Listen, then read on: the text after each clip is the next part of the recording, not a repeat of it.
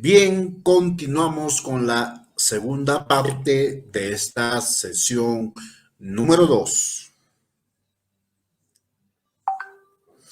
Ahora, para ya entrar a lo que corresponde a este segundo momento de esta sesión, los invitamos a ver el siguiente video del Ministerio de Educación que titula 3 preguntas y 3 procesos de planificación.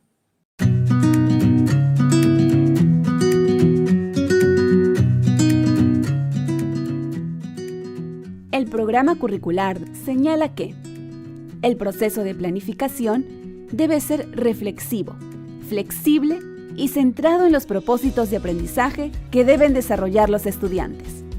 Esto significa generar y usar desde el inicio y en todo momento información para tomar decisiones oportunas y pertinentes que permitan atender las necesidades de aprendizaje de los estudiantes y ayudarlos a progresar.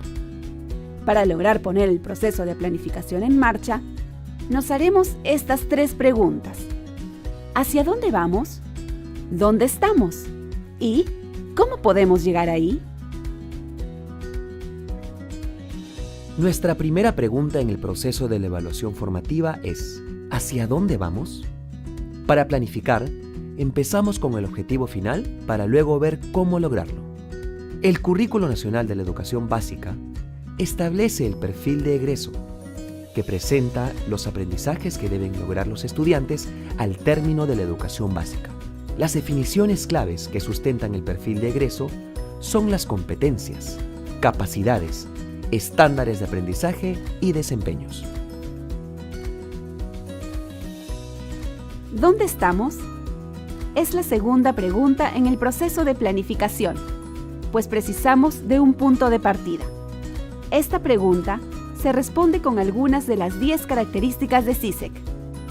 Primera característica: identifica los saberes o habilidades actuales del estudiante y los pasos necesarios para alcanzar los objetivos deseados. Segunda característica: incluye retroalimentación que no es punitiva, sino más bien formativa, específica, oportuna. Está relacionada con las metas de aprendizaje y proporciona oportunidades para que el estudiante revise, mejore sus trabajos y profundice su comprensión. Observamos a nuestros estudiantes en diversas situaciones y contextos para tener evidencia de lo que pueden hacer de acuerdo a los estándares de aprendizaje. Interpretar la evidencia de los estudiantes nos ayuda en la planificación y evaluación. El tercer proceso se refiere a qué hacer, cómo progresar. Y para eso, nuestra enseñanza debe incluir una evaluación variada y continua, enfocada en el aprendizaje. ¿Cómo podemos llegar ahí? En las características vimos que la evaluación formativa requiere que los estudiantes asuman la responsabilidad de su propio aprendizaje. Alienta a los estudiantes a automonitorear su progreso hacia los objetivos de aprendizajes. Proporciona una evaluación frecuente, incluida la autoevaluación y la evaluación por pares, y la evaluación incorporada en las actividades de aprendizaje. Lo descrito anteriormente requiere identificar situaciones significativas y activar los saberes previos para construir el nuevo conocimiento que evaluamos de formas variadas. Estos procesos conforman un ciclo recurrente. ¿Hacia dónde vamos? ¿Dónde estamos? ¿Cómo podemos llegar ahí? En el que aplicamos la evaluación formativa, ya sea en las situaciones de aprendizaje del día a día, en la planificación de unidades o en la planificación anual. En la evaluación formativa, los estudiantes participan activamente en el proceso de aprendizaje y, por lo tanto, debemos inculcar que se hagan estas preguntas. ¿A dónde tratas de ir?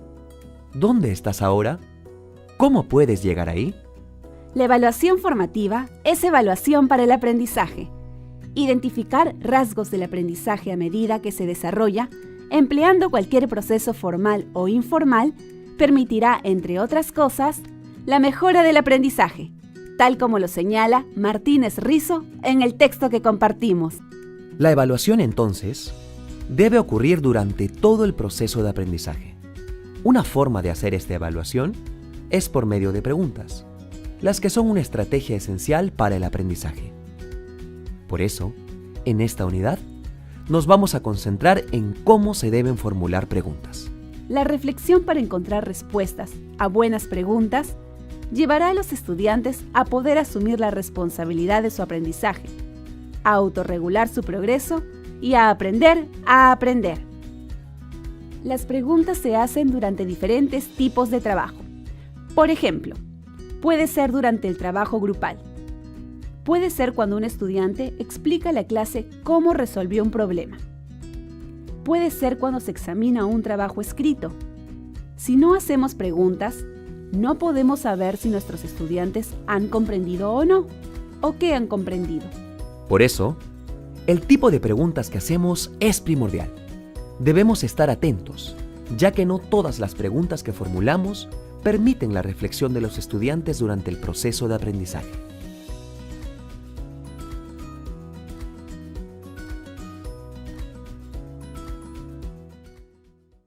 Bien, espero que el video les haya resultado interesante. A continuación vamos a pasar a contrastarlo y también a complementarlo con las siguientes láminas. Muy bien, esta lámina también es fundamental, estimados maestros.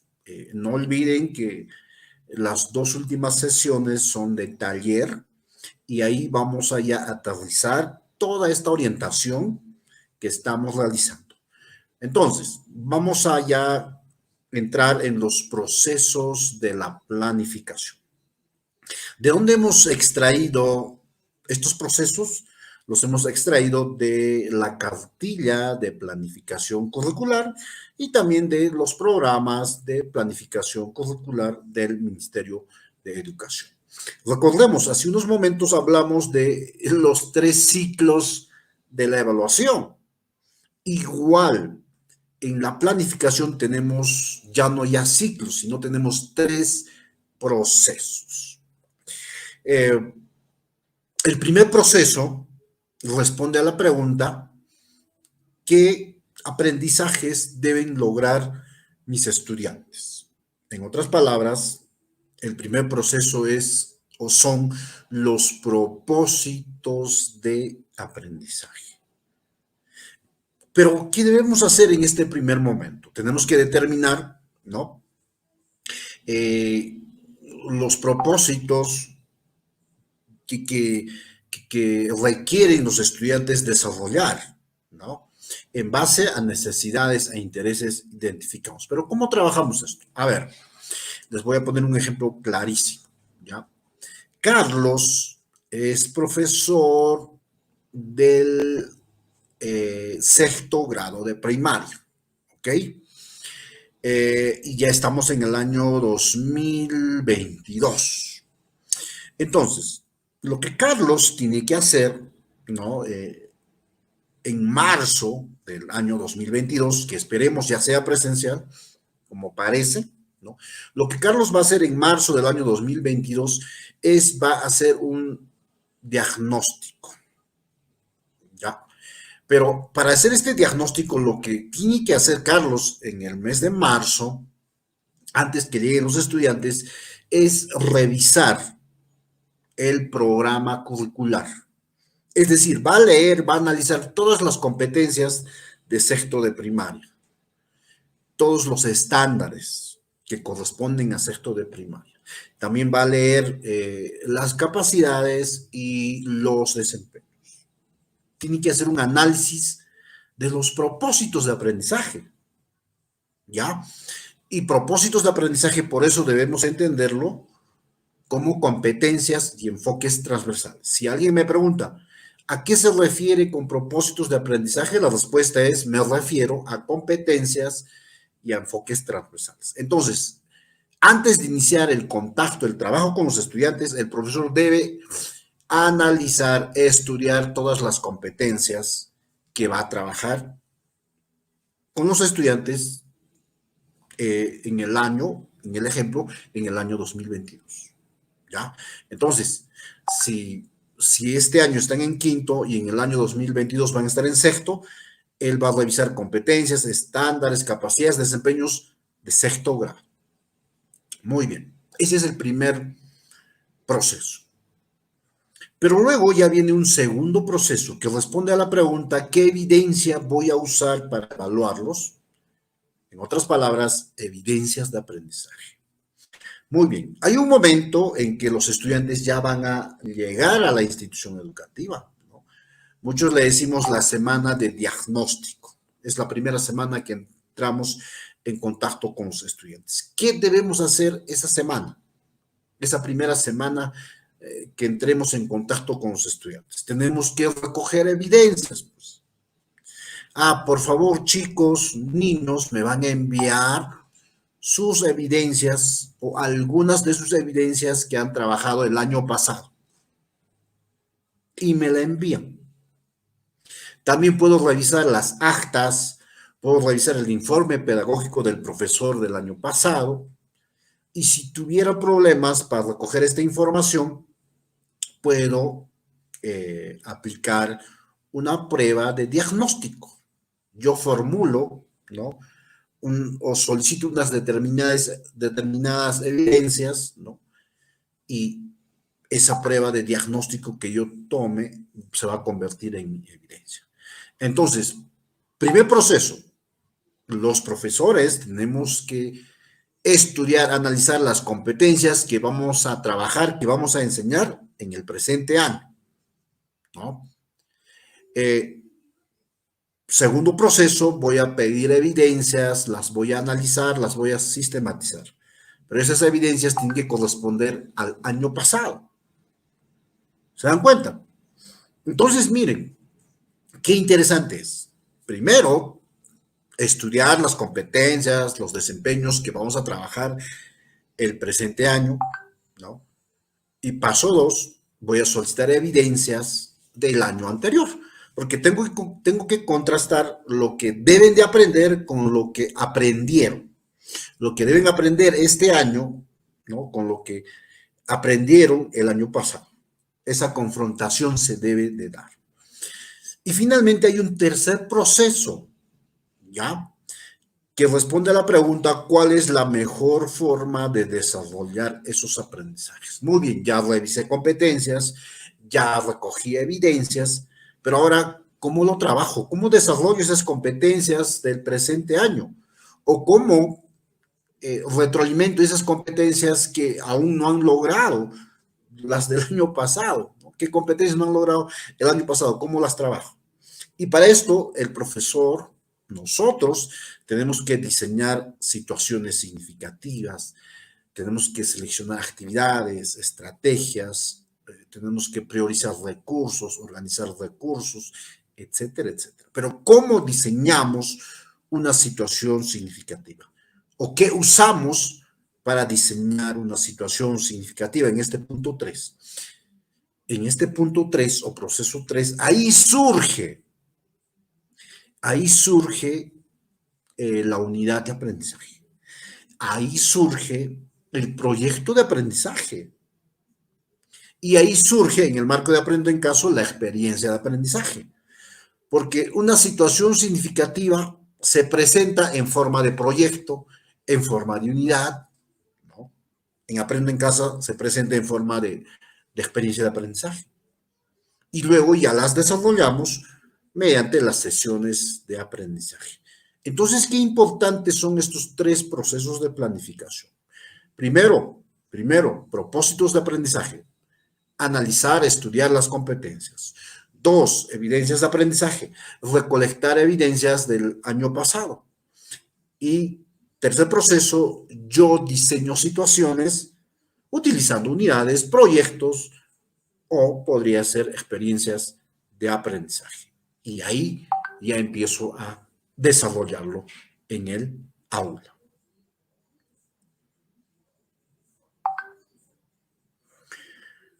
Muy bien, esta diapositiva nos va a servir muchísimo. Por favor, quiero que la observemos bien.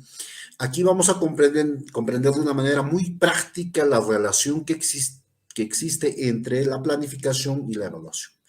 Recordemos la moneda, ¿no? Ahí tenemos una moneda de 5 soles, 5 soles la cara y luego atrás está el escudo, ¿no? Entonces, tenemos la cara y el sello, la planificación y la evaluación, pero esto también se puede voltear. Ahora, hay 4 definiciones clave en el currículo nacional: competencias, estándares de aprendizaje, capacidades y desempeños. Miren, tanto las competencias, tanto los estándares, tanto las capacidades y tanto los desempeños sirven para planificar, pero también para evaluar. Muchos creemos que solo sirven, o estos elementos solo sirven para planificar. Falso. Estos 4 elementos, estas 4 categorías del currículo nacional me sirven para planificar. ¿Qué competencia no vamos a trabajar? ¿Cuál es el estándar de esos chicos de sexto grado? ¿Qué capacidades vamos a trabajar? ¿Qué desempeño voy a desarrollar en esta sesión de aprendizaje? ¿Se dan cuenta? Estoy planificando. Pero ese es un primer momento. Hay un segundo momento donde ahora las vamos a usar para evaluar. ¿Qué competencia voy a evaluar? ¿Qué estándar de aprendizaje me va a servir como referente para evaluar? ¿Qué capacidades voy a observar? ¿Y qué desempeño, no, voy a evaluar? ¿No? Obviamente, para evaluar, para ver ese desempeño, le voy a generar su evidencia. ¿Ya? Del desempeño nace la evidencia. Entonces, miren, estas categorías sirven para planificar y también para evaluar. Y una vez más comprobamos que la planificación y la evaluación es una misma moneda. ¿Ya? Y bueno, fijémonos en la parte de abajo donde estoy presentando una de mis sesiones de aprendizaje. Al lado izquierdo mío, ¿no? Tenemos la sesión de aprendizaje, ¿no? Ahí ese es el diseño, esa es la planificación. Pero al lado derecho tenemos la rúbrica de evaluación. Es decir, hay un nexo directo. Planifico, evalúo. Hay una relación directa que la vamos a ver en la siguiente diapositiva. Muy bien, quiero que nos fijemos aquí, por favor. Esta es una sesión de aprendizaje, en este caso de educación primaria, de 4º grado de primaria. El título es Representamos los números decimales con el base 10. Bueno, tiene datos informativos. Hay un título, ¿no? El título dice, representamos los números decimales con el base 10. Genial. Y luego, ¿qué dice? Propósitos de aprendizaje.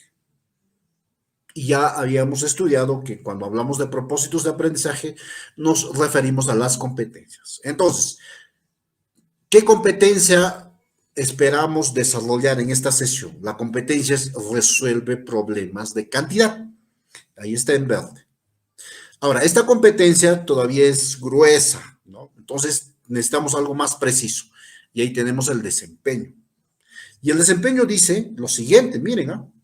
Expresa con diversas representaciones y lenguaje numérico su comprensión de la fracción como parte de todo. ¿Ya? La fracción como parte de todo. Y ahí ya tiene una columna, miren, donde ya nos da la evidencia y también el instrumento. La evidencia va a ser que los chicos van a hacer una representación de la fracción como parte de todo utilizando el material base 10 y lo expresa de forma gráfica y simbólica. ¿Y cuál va a ser el instrumento? Una rúbrica de evaluación. Entonces, esta primera parte que acabo de comentar corresponde a la planificación. Ahora vamos a ver cómo se relaciona con la evaluación. Aquí tenemos una rúbrica de evaluación que, ojo, vamos a desarrollarlo en las 2 últimas sesiones que van a ser sincrónicas, ya en los 2 últimos talleres. Esta rúbrica de evaluación trabaja la competencia, resuelve problemas de cantidad, la misma competencia que está en la planificación, que está en la sesión. Presenta su estándar, genial, y luego nos presenta el desempeño. Fíjense en el desempeño. ¿Qué dice? Expresa con diversas representaciones y lenguaje numérico su comprensión de la fracción como parte y todo. Es decir, hemos copiado el mismo desempeño de la sesión al desempeño de la rúbrica. Esa es la relación que existe. Las rúbricas de evaluación, los instrumentos de evaluación nacen a partir de los propósitos de aprendizaje de las sesiones. Y obviamente en la rúbrica, o la rúbrica trabaja con niveles de logro, ¿no? C, B, A y AD. Y lo que hemos hecho para el nivel A es copiar el desempeño esperado, que también está en la sesión de aprendizaje, porque en la sesión de aprendizaje nosotros ponemos el desempeño esperado. Eso se copia al nivel de logro A. Y luego en la C y en la B hacemos una graduación, ¿no? Porque son niveles inferiores a la A. Y en la AD se copia ese mismo desempeño, pero ya le añadimos un actuar, ¿no?